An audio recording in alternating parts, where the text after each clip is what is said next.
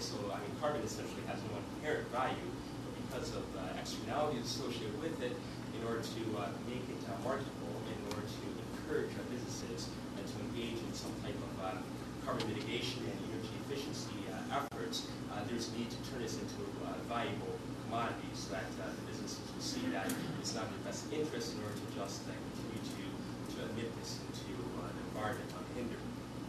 So at most, or by far actually, the cap and trade system is actually the most feasible model and actually the easiest model to introduce into the Gulf. Now, the cap and trade system is essentially an administrative approach to mitigating carbon emissions by providing economic incentives for achieving quantifiable reductions in the emission of pollution. And the first iteration of a cap and trade system actually occurred in the U.S. It wasn't in Europe, and it occurred with the acid rain program. Actually, the EU took this from the U.S. and actually went a bit further than we did. So generally, what will occur with the cap and trade system is that some type of governmental body or a governmental regulator will set a limit, i.e. a cap, on carbon emissions that will decline over time. And then what they would do is they will allocate a sufficient number of permits in order to equal this cap, with each permit being equal to about 1 metric ton of carbon. To avoid paying the carbon price, what companies would do, or carbon-intensive industries, will either attempt to become much more efficient or energy efficient. They will either invest in renewable energy technology, or they will transition to less carbon-intensive fuels. So a cap and trade system allows participants to determine, theoretically, the most cost-effective approach to decreasing emissions. Or, in its absence, if the company is not able to do that, then it will simply purchase these permits from another company that has been able to successfully reduce their emissions.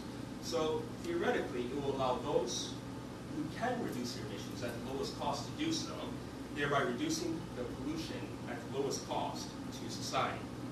Now, the cap and trade system has been vulnerable to immense criticism as well over the years, because some skeptics have alleged that the cap and trade system will allow individual carbon emitters to evade their overall responsibility. Other skeptics also allege that it would unleash economic havoc upon any country that attempted to unilaterally introduce this type of platform. And each criticism, though, also assumes that a cap and trade system would also pass on additional costs to consumers, which would thereby increase the prices of various manufactured products. So, according to this logic, an economy will begin to tailspin if consumers begin to reduce their spending and companies move to less restrictive jurisdictions. Now, when a company moves to a less restrictive jurisdiction, that's known as in carbon parlance, I guess you could call it leakage. And leakage is one of the primary stumbling blocks to the introduction of a carbon trading platform in the U.S., because there's a fear that if the U.S. introduces a carbon trading platform or carbon emissions and mitigation regulations, then all of the carbon-intensive industries, basically the manufacturing base of the U.S., will flee to low-cost manufacturing centers such as China or Mexico or what have you. And this is an issue that's also important in the Gulf, because the Gulf countries, because of the similarity of their economic systems and also their political structures and also their natural resource base, if one country, for example, the UAE, were to unilaterally introduce a carbon trading platform, there's a fear that a foreign petrochemical company would just pick up and move to Saudi Arabia or to Qatar or whatnot in order to have lower production costs. So the Gulf countries are quite worried about this as well. There's also a sense of competition amongst themselves. This is a major issue. And to discuss the carbon taxation regime. Now, the carbon taxation regime will actually be one of the most difficult systems to introduce into the Gulf. And one of the reasons is that most of the GCC countries, as we know, they have a policy of minimal or zero taxation. And many of them also have free economic zones as well in order to encourage FDI, foreign direct investment, from many foreign multinationals. So therefore, any strategies that would attempt to implement an environmental tax, such as one on carbon, would be generally incompatible with the overall strategy of the Gulf countries to encourage and to attract foreign direct investment in order to diversify and industrialize. So it'd be extremely difficult to introduce this type of system in the Gulf, although there are some clear benefits with the carbon tax. One of the benefits is that, in contrast to the other systems, is that it's relatively straightforward. And a well-crafted system would be able to remove the type of uncertainty with future revenue that business or the private sector tends to abhor. There's also an issue of price fluctuation with any type of carbon trading, and we saw this with the European Union system, the EU ETS. The price of carbon fluctuated significantly, and then finally the price collapsed to zero. So when you have a carbon taxation regime, if it's implemented fairly, the government would not be able to pick so-called winners and losers or national champions, and that it would basically be applied uniformly across the board, and there would be no room for a company to attempt to maneuver into getting some type of benefit out of the system, which is not available for other companies or other sectors. So I mean, that's one benefit of the system. Although there's another issue as well with implementing a carbon taxation regime in the Gulf. It's that the energy-intensive industries are extremely powerful, influential, and potent lobby within the Gulf, and they form an essential part of the national strategies that the governments are relying upon in order to diversify and institute diversification away from simply exporting unrefined oil and natural gas.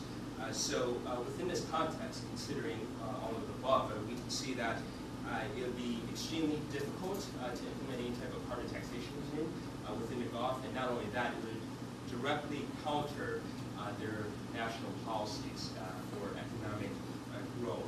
And to discuss briefly the hybrid system, I won't go into it too much because it's not really on the table for, how can I say, for many of the international negotiations about carbon mitigation.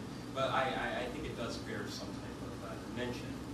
Now, essentially, what a hybrid carbon system does is it incorporates many of the elements of both cap and trade system through the use of carbon permits and allowances, and it also utilizes carbon taxes as well. Because what it attempts to do is to reduce the systemic volatility within the system, such as occurred with the European Union system several years ago.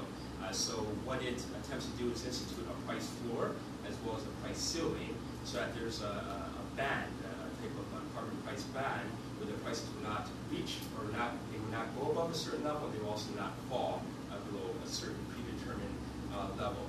So how that works is that through the thorough fusion of the advantages and disadvantages of an unadulterated carbon tax cap and trade system, is that the narrower the price band you have on a hybrid system, the more it would resemble a carbon tax. And then the broader band you have, and the more it would resemble a cap and trade system, because there'd be more fluctuation of prices and more flexibility for the price to move up and down, or to increase and decrease.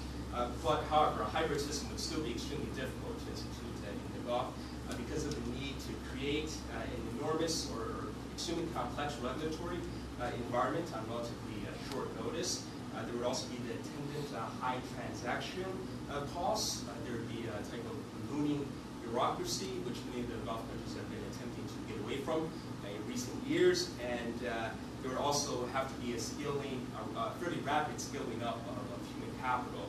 A veritable army of regulators and so on that would have to be able to administer this system. And so considering all of these aspects, it would be extremely difficult for the Gulf countries to